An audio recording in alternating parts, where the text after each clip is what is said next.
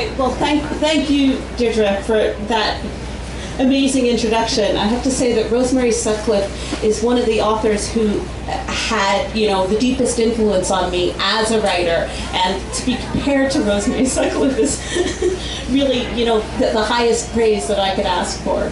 So thanks for that, and also thank you for inviting me here to Toronto and to allowing me to be here for the publication of this book. I'm going to kind of throw you in at the deep end with this reading from Rose Under Fire, and it doesn't really tell you much about what the book is going to be about, but it's a sort of sample section, and it's really a transitional section, so it's the bit between where Rose is, it's the bit that kind of leads from her transition from innocence to experience, and it shows her as a pilot, but it also shows her about to be captured and in enemy territory in Europe during the Second World War. So I'm sorry I'm not giving you more context for that, but hopefully this is a little story in itself and it will make sense. So this is now Rose talking, not me. I guess Daddy would say I had my head down in the cockpit for too long. He'd say I didn't keep enough of a lookout. It's true, I didn't see them coming, but I don't think I could have done anything about it, even if I had.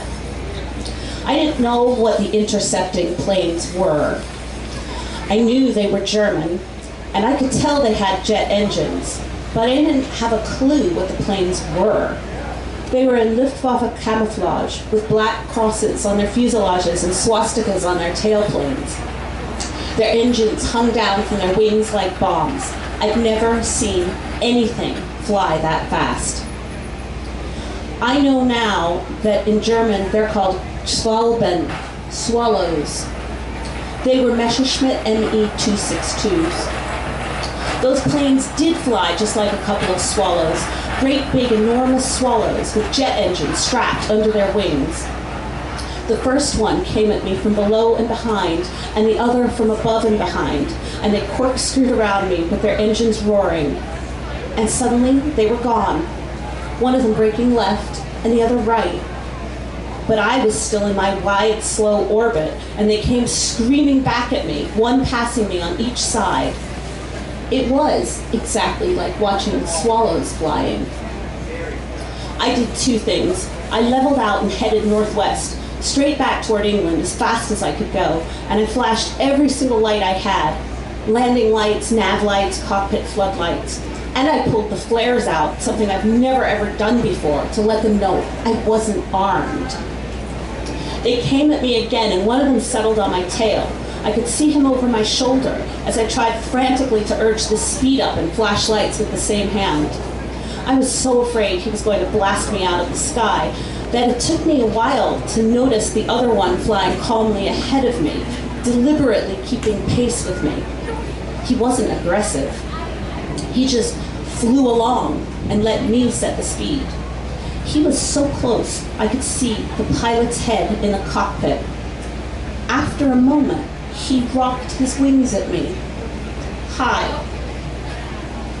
I let go of the lights and kept my hand on the throttle. I pushed the control column gently from side to side.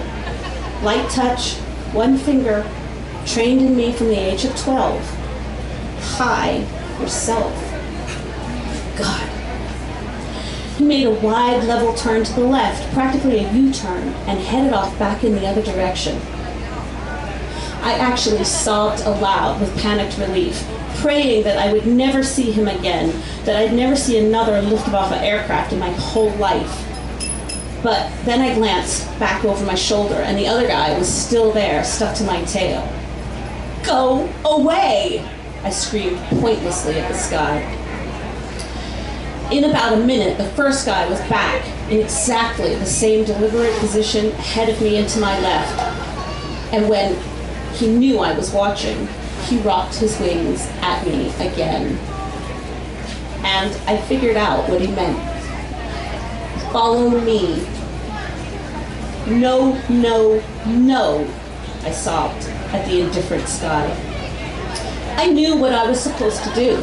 I was supposed to rock my wings to answer him and let him know I was ready to follow his instructions. But I didn't. I wasn't ready to follow his instructions. So I just kept flying stubbornly straight in the direction I was heading and ignored him. And the other guy, the one flying behind me, fired at me. Actually, he fired into the empty sky above me. Just one burst, a warning shot of automatic cannon fire. He didn't hit me. I didn't feel it in the airframe like I felt the hailstorm last summer. But the shock of the sky erupting around me had the same effect on me as being punched in the stomach. For a moment, I couldn't breathe. My hand forced the throttle automatically, but I couldn't make the spit go any faster. The pilot in front of me rocked his wings a third time. Last warning. I was gasping for air now. I didn't have a choice. I couldn't outrun them, and I couldn't fight them. So I had to go with them.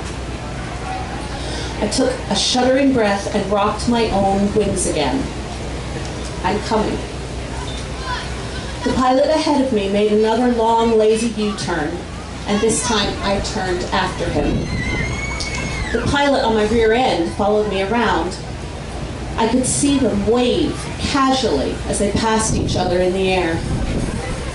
We lined up in formation, flying straight and level in the wrong direction, with me in the middle, one hand shaking on the throttle and the other shaking on the control column.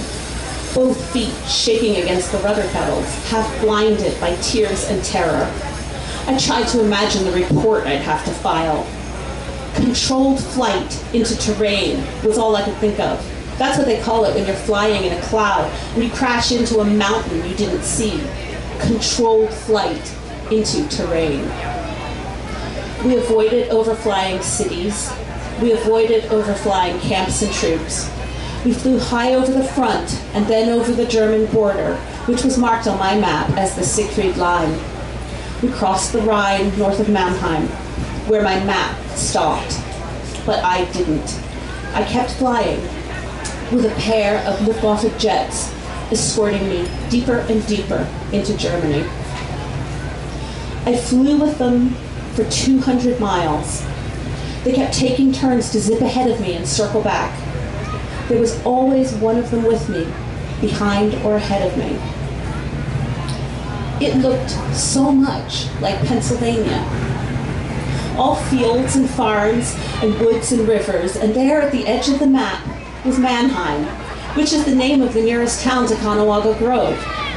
Mannheim is where we always go for our groceries in the summer. But it's not the same Mannheim. I can't remember how to convert my indicated airspeed to true airspeed. I'm not being accurate. I am in Germany. I am off the map.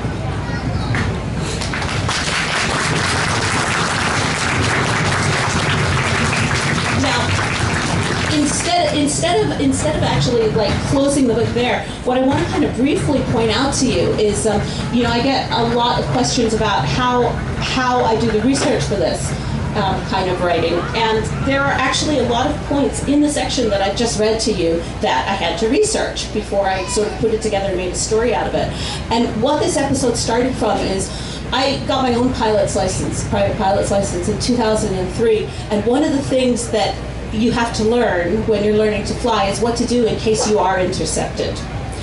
And it was kind of like really in my head as I was writing this book in 2012, because they were gearing up for the London Olympics, and they sent out to all the UK pilots. I live in Scotland. They sent out to all the UK registered pilots instructions for what to do if you were intercepted, because they had planes out there ready to escort you out of London's airspace. And basically, if you don't comply with them, they kind of are allowed to shoot you out of the air. So I just basically thought that this, and I actually always thought I was going to write a short story about this. And then when it turned out that I was going to use it in this novel, it seemed really perfect, because I always thought that there couldn't possibly be anything more frightening than just flying along and suddenly realizing you had two fighter jets on either side of you, and these would be, in my situation, they would be like my own people. You know, they would be on my team. But the idea of what it would be like if they were enemy aircraft is, of course, even more terrifying. So I knew I wanted to use that, and one of the things I had to research was the interception procedures, and to see if this was something that they actually did during the Second World War. And it turns out that these procedures have not changed a whole lot in the last 70 years. And the incident that I really relied on for constructing this was, in fact, the opposite happened.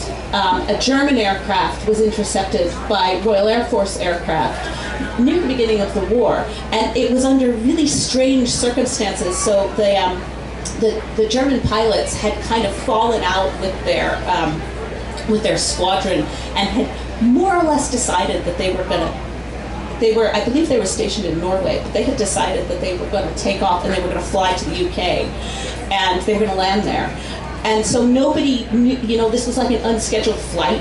When they turned up on the radar, nobody really knew what they wanted and what they were after. So they did send British fighter planes to escort them into an airfield in Scotland where they landed. And the description of that interception is kind of an amalgam of what happened to these guys during the war and what would happen to a modern pilot today. In that situation. So there's that. And then of course I had the other thing that was driving me in writing this scene was that I had discovered the existence of these German jets, the Swallows, the Me-262s. I discovered their existence because I really love reading French graphic novels, and so I had found out about them in one of these graphic novels, and it's like, wow, these are these cool new planes, and they just turned up at the end of the war. So I was really excited to be able to bring them into my story. They were like the only thing that really did go faster than a Spitfire, which is what she's flying. And in fact, they went so fast that they had a hard time slowing down enough to be able to shoot at them. So I had to do a little research on them, and I got most of my information about 262s from, of course, Wikipedia. And let's see, what else do we have here?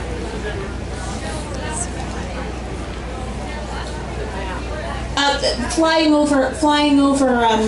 So there's there's a lot of different sources I'm drawing on, and the last one I wanted to mention was Google Maps, Google Earth. Okay, so I reconstructed Rose's flight over Germany by flying it over Google Earth, and so that is where I got my vision of what the countryside she would be flying over looked like. And indeed, Germany does look like Pennsylvania, certainly that part of it. And it was, there's like a notable difference between those fields and the fields of France, which are more like kind of a crazy quilt.